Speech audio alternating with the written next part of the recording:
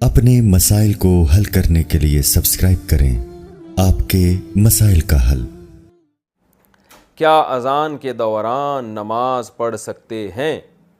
اذان ہو رہی ہو تو نماز پڑھ سکتے ہیں یا کچھ دیر ٹھہر کر نماز پڑھنی چاہیے؟ مریم نواز پڑھ سکتے ہیں نماز، لیکن افضل یہی ہے کہ اذان سن لیں، اطمینان سے اذان سن کے اس کا جواب دیں، پھر اذان کی دعا پڑھیں، اس کے بعد نماز پڑھیں۔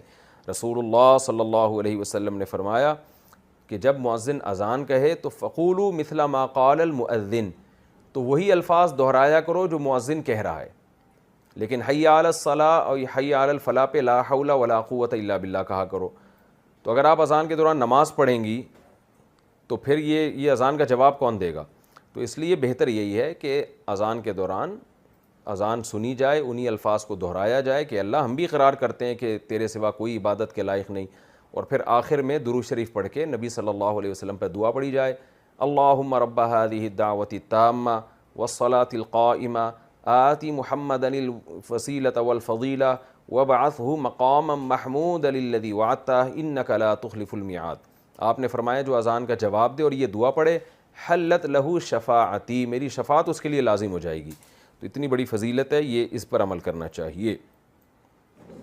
محمد صاحبان سعودی عرب سے پوچھتے ہیں، میں جس علاقے میں رہتا ہوں یہاں مسجد تقریباً 2 کلومیٹر دور ہے اور اذان کی آواز بھی نہیں آتی، چنانچہ ہم موبائل پر ہی اذان سن کر اقامت کہہ کر نماز پڑھ لیتے ہیں، کیا اس طرح کرنا صحیح ہے یا ہمیں اذان اور اقامت دونوں کہنی چاہیے؟ نیز جو نمازیں پڑھی گئی ہیں وہ ادا ہو گئیں کہ نہیں؟ بھائی اس طرح کرنا بالکل بھی ٹھیک نہیں ہے۔ نمازیں تو ہو گئیں، اذان کے بغیر بھی نماز ادا ہو جائے گی، مگر یہ خلاف سنت ہے۔ فرض نماز آپ کو اذان کہہ کے پڑھنی ہے۔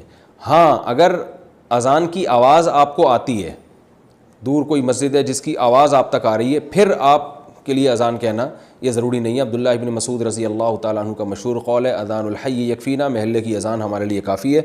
لیکن اگر اذان کی آواز نہیں آتی تو پھر آپ کو چاہیے کہ آپ پراپر طریقے سے اذان کہیں، اقامت، اور پھر اس کے بعد فرض نماز ادا کریں۔ اذان کے بعد درود و سلام کا حکم۔ ہمارے گاؤں میں اذان سے پہلے اور اذان کے بعد صلاۃ والسلام پڑھا جاتا ہے، کیا یہ صحیح ہے؟ اس بارے میں رہنمائی فرما دیں۔ خواجہ صاحب گجرات پاکستان سے۔ دیکھو بھائی، اللہ کے رسول صلی اللہ علیہ وسلم نے جو ہمیں اذان بتائی ہے وہ اللہ اکبر سے شروع ہوتی ہے اور لا الہ الا اللہ پہ ختم ہوتی ہے۔ اس سے پہلے بلند آواز سے اسپیکر پہ درود پڑھنا یا اس کے بعد بلند آواز سے اسپیکر پہ درود پڑھنا، یا یعنی بلند آواز سے پڑھنا، چاہے وہ اسپیکر پہ ہو یا بغیر اسپیکر کے، یہ آپ صلی اللہ علیہ وسلم سے ثابت نہیں ہے۔ صرف اتنا ثابت ہے کہ جب اذان ختم ہو تو نبی صلی اللہ علیہ وسلم کی ترغیب ہے کہ درود شریف پڑھو اور اس کے بعد یہ دعا پڑھو، اللہم رب هذه الدعوة التامة والصلاة القائمة آت محمدا الوسیلة والفضیلة وابعثه مقاما محمودا الذی وعدته انک لا تخلف الميعاد۔ بس اتنا پڑھا جائے گا۔ تو اس سے پہلے اور بعد میں جو پہلے تو درود شریف ہے ہی نہیں، لیکن اور اسپیکر پہ پڑھنا ہے تو اپنے طور پر کوئی کسی بھی وقت درود شریف پڑھ سکتا ہے، کوئی پابندی نہیں ہے، لیکن اسپیکر پہ جب آپ پڑھیں گے یا اذان سے پہلے بلند آواز سے پڑھیں گے تو لوگ یہی سمجھتے ہیں کہ یہ اذان کا حصہ ہے۔ تو جو کام رسول اللہ صلی اللہ علیہ وسلم نے نہیں کیا، صحابہ نے نہیں کیا، وہ کام اگر آپ ثواب سمجھ کے کریں گے تو وہ بدعت ہو جائے گا۔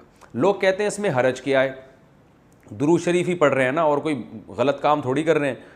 تو میں ان سے ایک سوال پوچھتا ہوں کہ اچھا ٹھیک ہے، جب اذان ختم ہوتی ہے لا الہ الا اللہ پہ تو آپ ساتھ میں محمد الرسول اللہ بھی لگا دیا کریں بلند آواز سے، یعنی مؤذن کو حکم دیں لا الہ الا اللہ محمد الرسول اللہ۔ ظاہر ہے جب مؤذن یہ الفاظ پڑھے گا تو اس سے پوچھیں گے نا، بھائی اذان تو لا الہ الا اللہ پہ ختم ہو رہی ہے، تو تم نے محمد الرسول اللہ صلی اللہ علیہ وسلم، یہ محمد الرسول اللہ تم نے کیوں لگایا؟ تو وہ کہے گا بھائی اس میں حرج کیا ہے، میں غلط تو نہیں کہہ رہا، لا الہ الا اللہ کا مطلب کوئی اللہ کے سوا عبادت کے قائل نہیں، تو ہم اس کے بھی قائل ہیں کہ محمد صلی اللہ علیہ وسلم اللہ کے رسول ہے، تو میں نے کہہ دیا تو پابندی تو نہیں ہے نا شریعت میں محمد رسول اللہ پڑھنے پر۔ ہم کہیں گے واقعی محمد رسول اللہ پڑھنے پر پابندی نہیں ہے بلکہ ترغیب ہے، لیکن اس موقع پہ نہیں ہے، اس کے علاوہ کسی اور موقع پہ آپ پڑھیں۔ تو یاد رکھیں، جیسے اذان جہاں ختم ہو رہی ہے لا الہ الا اللہ پہ، تو ختم کرنے میں جب ہم قرآن و سنت کو فالو کر رہے ہیں تو اذان جہاں سے شروع ہوتی ہے تو شروع کرنے میں فالو کیوں نہیں کرتے، اس میں اپنی طرف سے کیوں ہم نے درود شریف بڑھا دیا ہے؟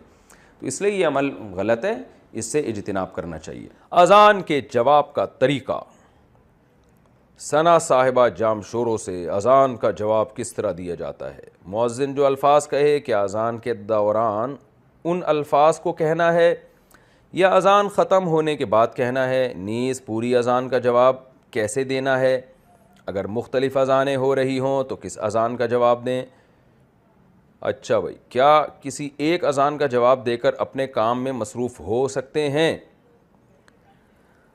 جی، سب سے پہلے جو آپ کے جو محلے کی مسجد ہے نا، جو قریب ترین مسجد، اس کی اذان کا جواب دے دیں تو کافی ہے، کیونکہ آج کل مائک ہوتے ہیں تو دور دور کی مسجدوں کی بھی اذانوں کی آوازیں آ رہی ہوتی ہیں، تو بس آپ اپنی قریب ترین مسجد کی جب اذان کی آواز آئے تو اس کا جواب دے دیں، یہ کافی ہے انشاءاللہ، تو اب اس کی فضیلت حاصل ہو جائے گی۔ اور اگر آپ کو یہ پتہ نہ ہو، جیسے خواتین کو نہیں پتہ ہوتا بعض دفعہ ممکن ہے، یا یعنی یہ نہیں پتہ ہو رہا کہ قریب مسجد کون سی ہے، یا اتنی زیادہ اذانوں کی آوازیں آ رہی ہیں کہ بعض دفعہ دور کی مسجد کی جو اذان کی آواز ہے وہ زیادہ تیز آ رہی ہوتی ہے، قریب کی مسجد کی کم آ رہی ہوتی ہے، تو پتہ ہی نہیں چل رہا ہے، کنفیوژن ہو رہی ہے، تو جو سب سے پہلی اذان ہو اس کا جواب دے دیں، باقیوں کا پھر بے شک نہ بھی دیں۔ اور اذان کا جواب دینے کا طریقہ کیا ہے کہ جو الفاظ مؤذن دہراتا ہے، جیسے ہی وہ خاموش ہو آپ بھی وہ الفاظ دہرائیں۔ جیسے مؤذن نے کہا اللہ اکبر اللہ اکبر، تو جب راہ پہ پہنچا آپ نے فوراً کہنا ہے اللہ اکبر اللہ اکبر۔ پھر مؤذن کہے گا اللہ اکبر، جیسے ہی خاموش ہو آپ نے فوراً کہنا ہے اللہ اکبر۔ جب وہ کہے گا اشہد ان لا الہ الا اللہ، جیسے ہی خاموش ہوتا ہے آپ نے کہنا ہے اشہد ان لا الہ الا اللہ۔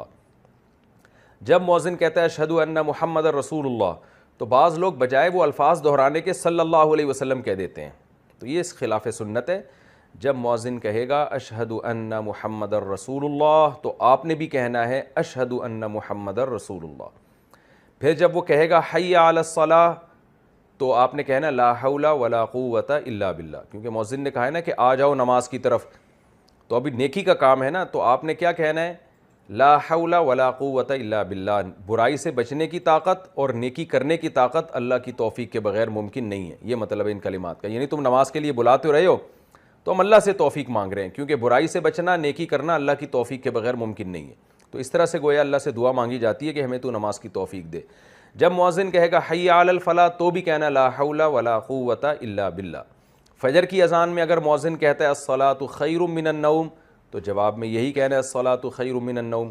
پھر وہ اللہ اکبر کہے گا تو آپ نے بھی کہنا ہے، پھر لا الہ الا اللہ کہے گا تو آپ نے بھی کہنا ہے۔